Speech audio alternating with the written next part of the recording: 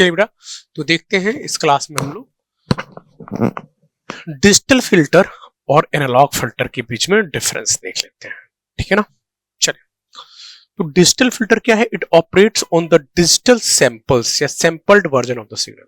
जब सिग्नल दे रखा है जिससे एक्चुअल सिग्नल है, जैसे कहीं पे भी कोई एक्चुअल सिग्नल है, जैसे हम अगर कुछ बात कर रहे हैं तो इसको अगर हम लोग एक्चुअली में रिप्रेजेंट करें, ये भी तो सिग्नल ही है, इलेक्ट्रिकल सिग्नल के थ्रू रिप्रेजेंट करना चाहें तो एक माइक्रोफोन लगाएंगे जो सेंस करेगा, जो साउंड का वाइब्रेशन है उसको इलेक्ट्रिकल सिग्नल में कन्वर्ट करेगा, तो वो एक्चुअल सिग्नल हो गया।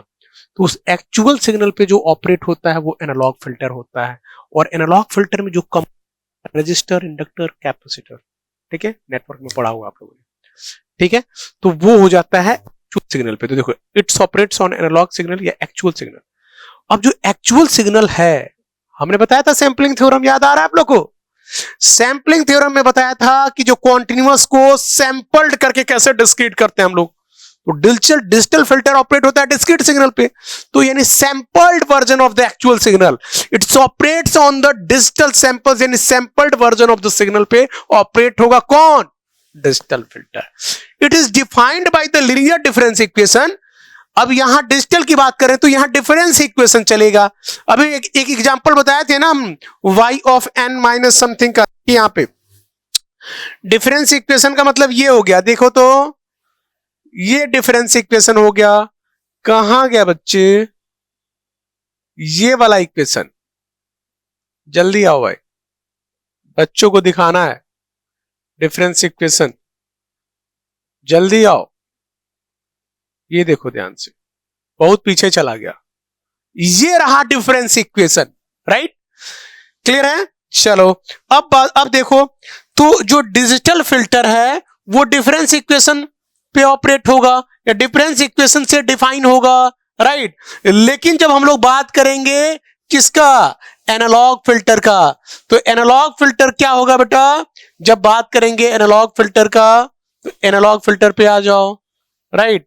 एनालॉग फिल्टर पे आ जाओ, देखो, तो इट इज ऑपरेट्स या defined by linear differential equation. Differential equation तो समझते हैं आप लोग, तो डिफरेंशियल इक्वेशन पे डिफाइन होगा एनालॉग फिल्टर, डिफरेंस इक्वेशन से डिफाइन होगा डिजिटल फिल्टर। नेक्स्ट पॉइंट, ठीक है, कंपैरिजन कर रहे हैं बड़ा। It consist of adder, multiplier, delay elements implemented in digital logic either in hardware और सॉफ्टवेयर बोथ।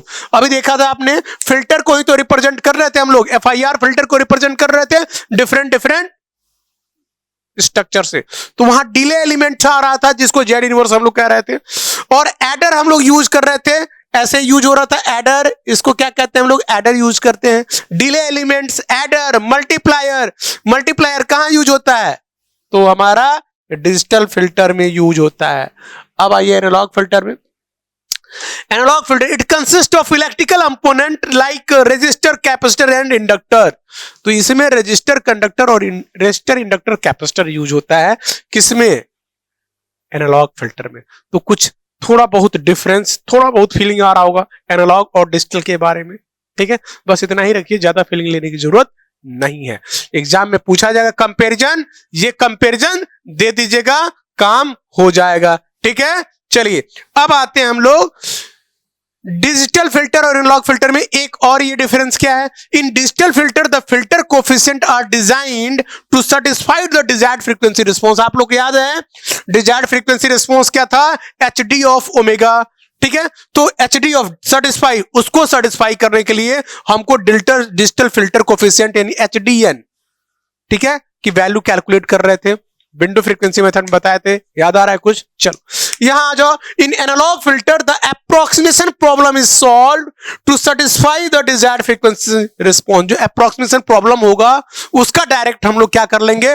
फोरियर ट्रांसफॉर्म ले लेंगे, उसके बाद से उसका वो जो रिप्रेजेंट आएगा satisfy the desired frequency response, ठीक है ना?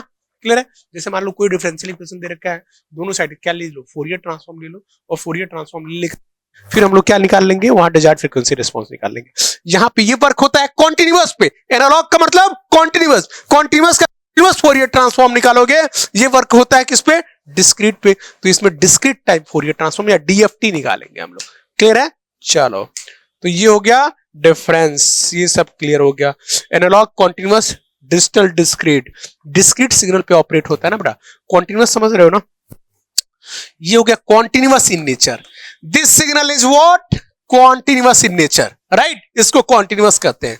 और डिस्क्रीट की बात कर देंगे तो डिस्क्रीट की बात करेंगे तो एक्स ऑफ एन केवल इंटीजर सीक्वेंस पे डिफाइन होता है, तो डिस्क्रीट की बात करेंगे तो इसको सैंपलिंग कर दो तो लाइक दिस, यहां पे हर एक पर्टिकुलर इंस्टेंट पे डिफाइन हो रहा है, हर एक देखो जैसे -2 हो गया, -1 हो गया, 0 1 2 3, एक पर्टिकुलर इंटीजर इंस्टेंट पे डिफाइन है, राइट। लेकिन अगर डिस्क्रीट की बात करेंगे तो किसी भी दो टाइम इंटरवल के बीच में, लाइक अगर देखो ये 0 है या 1 है 2 है, तो इसके बीच में इनफाइनाइट पॉइंट्स मिलेंगे, किसमें, कॉन्टिन्यूअस के केस में। तो एनालॉग को कॉन्टिन्यूअस से रिप्रेजेंट करते हैं, डिजिटल में डिस्क्रीट से रिप्रेजेंटेशन होता है, या डिस्क्रीट पे ऑपरेशन होता है किसका, डिजिटल का, कॉन्टिन्यूअस पे ऑपरेशन होता है किसका, एनालॉग का। तो ये सब बेसिक चीजें हैं, बेसिक डिफरेंस है जो आप लोग को पता रहना चाहिए प्यारे बच्चों, ठीक है, क्लियर है।